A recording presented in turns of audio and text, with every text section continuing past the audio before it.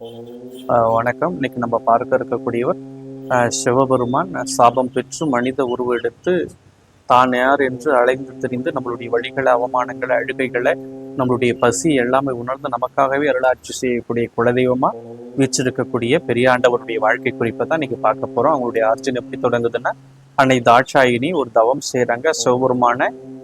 சிவபெருமானை நோக்கி செய்யறாங்க. அதாவது சிவபெருமானோடு இணைந்து வாழணுன்றதுக்காக அந்த தவம் செய்யறாங்க. அதை சிவபெருமான் மனித உருவெடுத்து இந்த சாபம் பெறறதுன்ற நோக்கத்திற்காகவே அன்னை தாட்சாயினி செய்யக்கூடிய அந்த சாபத்தை போயிட்டு கேலி கிண்டல் செய்யறாங்க. அதாவது சுடலை காக்கிறவனை திருமணம் செய்வதற்கு எதற்கு இந்த தவம் செய்றீங்கன்னு சொல்லிட்டு கேலி கிண்டல் செய்தவனே அந்த தாட்சாயினி கோபம் கொண்டு என்ன செய்யறாங்கன்னா, நீ உன்னை தேடி அலைவ பூமியில எல்லா இடத்துலையும் சாபம் கொடுத்தவனே இதே ரூபத்துல மனித உருவிலே அந்த பூமிக்கு வந்து எல்லா இடத்துலையும் அலைந்து திரியவன் சாபம் கொடுக்குறாங்க.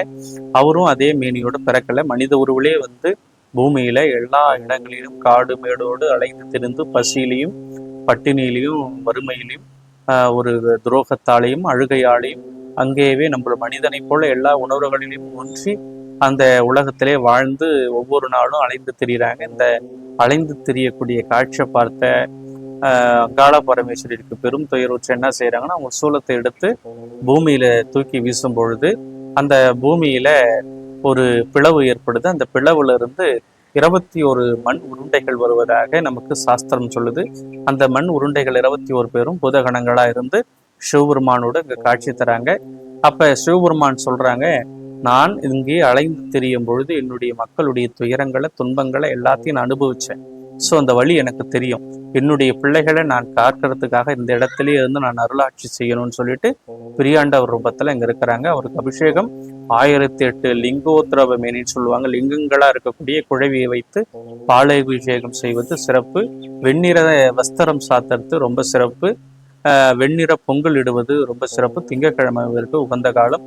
குலதெய்வ வழிபாட்டுல பெரியாண்டவருடைய குலதெய்வம் என்பது ஒரு ஆகச்சிறந்த வழிபாடு. அந்த வழிபாடு செய்தா பெரும் துயர் நீங்கும், நோய்கள் இருக்காது, குடும்பம் செல்வ செழிப்பா வாழும். மொத்தத்துல பெரியாண்டவர் வழிபாடு செய்தா பிறவி பலன் கிடைக்கும்னு சொல்லுவாங்க. அப்ப பிரதோஷத்திற்கு இணையான ஒரு வழிபாடு தான் நம்மளுடைய பெரியாண்டவர் வழிபாடு. இந்த வீடியோ பிடித்திருந்தா லைக் பண்ணுங்க, ஷேர் பண்ணுங்க, கமெண்ட் பண்ணுங்க. முக்கியமா இந்த வீடியோவை பார்க்கிற எல்லாரும் சப்ஸ்கிரைப்